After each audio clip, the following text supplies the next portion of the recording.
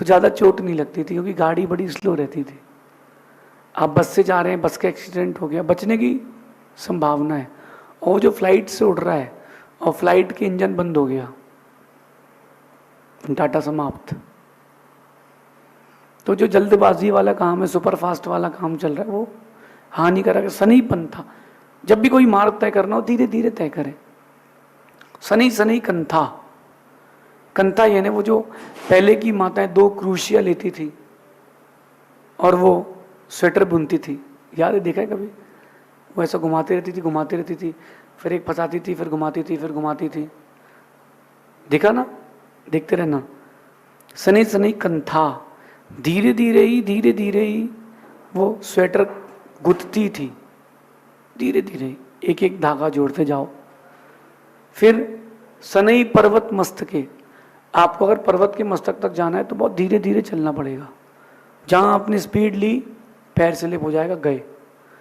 और 2 बातें जो आखिरी की महत्वपूर्ण है आज की नीति की, सनई विद्या च वित्तम च, विद्या और वित्त यानी धन, ये बहुत धीरे धीरे आता है। जल्दी जल्दी आएगा तो जल्दी जल्दी जाएगा। जो बहुत ब्रिलियंट माइंड का आदमी हो, सुपर ब्रिलियंट, एक बार में याद हो जाता है, ऐसे लोग बहुत कम प्रसिद्धि को प्राप्त होते हैं। आप देख लेना। जो धीरे धीरे विद्या को घोट घोट के पीता है, उसके पास विद्या रहती है। सनई विद्या च वित्तम च। आजकल ज़माना शॉर्टकट का है। गेम खेलो, हेलीकॉप्टर उड़ाओ, गेम खेल लो, हेलीकॉप्टर उड़ा दो, 5,000 के 50,000। उड़ाने वाले को पता नहीं कहाँ तक लेके जाना है हेलीकॉप्टर। आप लोग यही तो करते हो, शॉर्टकट की ओर जा रहे हो। विद्या भी शॉर्टकट की ओर, धन भी शॉर्टकट की ओर, वहीं चोट लगेगी। आज की नीति यही कह रही है, धन और विद्या का लाभ धीरे धीरे ही होता है। इसके लिए कभी भी जल्दबाजी ना करें। इस विषय में जल्दबाजी से सिर्फ और सिर्फ हानि होगी। शॉर्टकट से पैसा ना कमाएं, मेहनत से पैसा कमाएं। अभी IPL चल रहा है, फिर वर्ल्ड कप चलेगा, फिर फलाने फुटबॉल की लीग चलेगी, सट्टे से पैसा कमा लो। जितने लोग खेलते हैं सब हारते हैं, जो खिलाता है बस वही जीतता है। और आजकल तो गवर्नमेंट ने बहुत सारे शॉर्टकट्स कर दिए। कैसे शॉर्टकट्स कर दिए? ऑनलाइन हो गया सब कुछ। आप अपना अपना ऑनलाइन में अपना सट्टा खेलते रहो, गवर्नमेंट को टैक्स मिलता रहे। राजा राम को माने अच्छी बात है, लेकिन राजा राम के अनुसार जिए तो और अच्छी बात है। राम के नाम पर राजा बन जाना बड़ा सरल है। मेरी बात को गंभीरता से समझना। राम के नाम पर राजा बन जाना बहुत सरल, इट्स वेरी इजी। लेकिन राम के जैसा राज्य संभाल पाना बहुत कठिन है। जो ये शॉर्टकट चल रहे, पहले लॉटरी चलती थी, हर व्यक्ति लॉटरी लगाता था। तो एक 10 रुपये की गड्डी आती थी, 10 रुपये वाली लॉटरी आती थी, उसमें 100 लॉटरी होती थी। 1,000 रुपये की एक गड्डी पड़ती थी, नंबर थी। अब आप देखना, या 100 गड्डी वाली थी तो 1,000 रुपये उसको कॉस्ट आती थी। एक व्यक्ति को इनाम मिलता था 500 रुपये का, 300 रुपये का, बस 10 रुपये के 300 एक ही व्यक्ति को मिलेंगे। बाकी जो 800 रुपये वो तो गए ना। आजकल आप लोग समझ नहीं रहे हो, इतना शॉर्टकट का ज़माना अपना लिया है बच्चों ने कि उनको तो एक ही दिन में अरबपति बनना। और आज का तो यूथ ऐसा हो गया है, शेयर्स कर लो, ये म्यूचुअल फंड्स कर लो।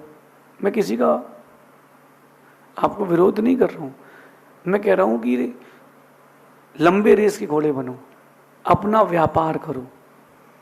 कम कमाओगे लेकिन वो तगड़ा रहेगा, वो खुद का रहेगा। कम कमाओगे लेकिन लंबे वक्त तक तुम्हारे पास रहेगा।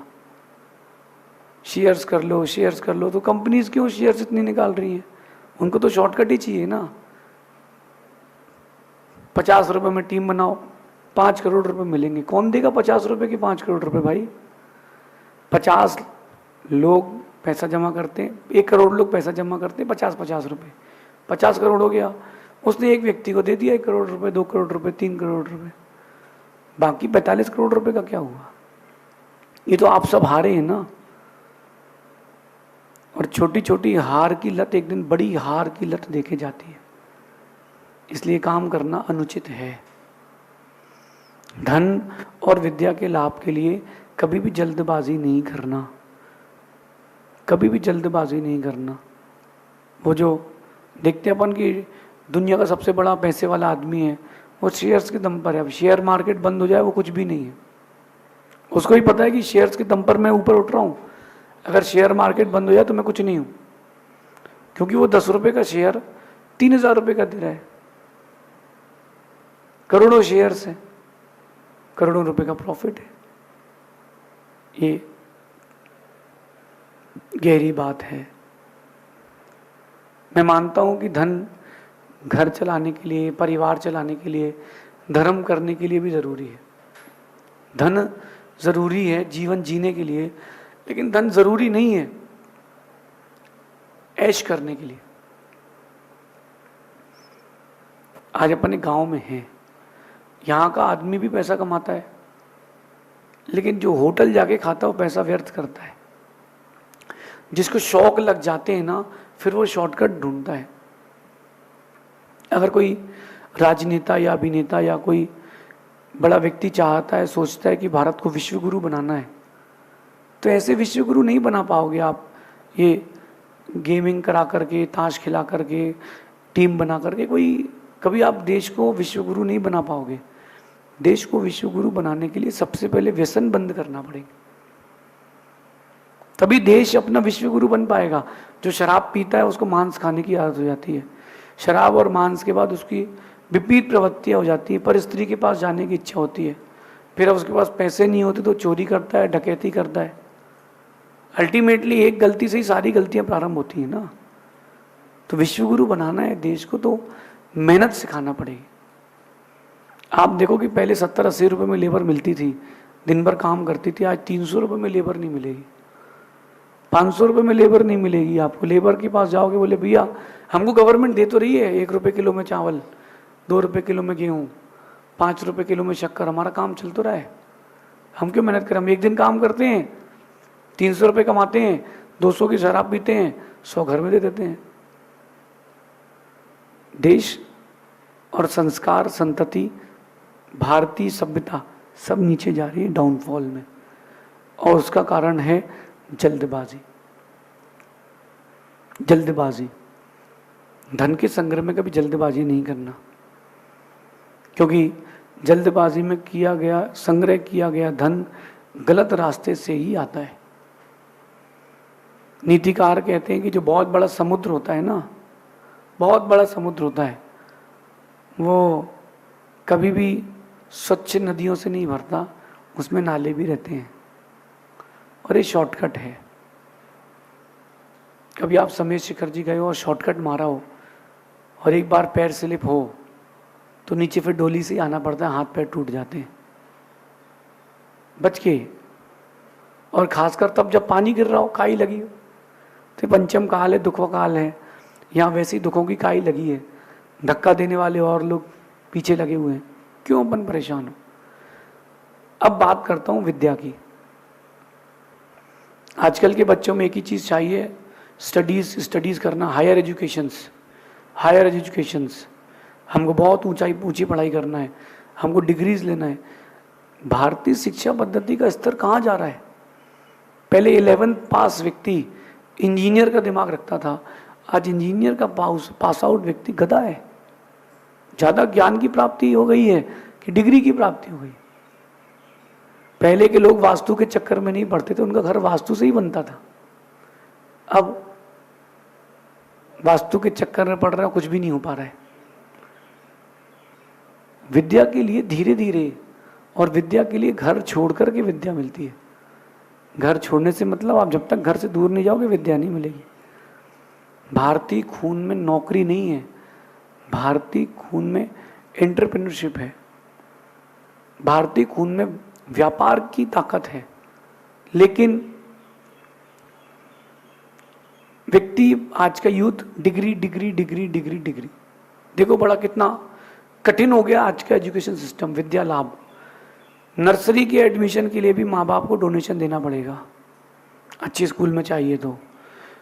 और उस नर्सरी के बच्चे को पहले एग्ज़ाम देना पड़ेगा। पहले क्या होता था, सर हमारे बेटे को एडमिशन, हाँ नाम बताओ, ठीक है कल से आ जाना, हो गया एडमिशन।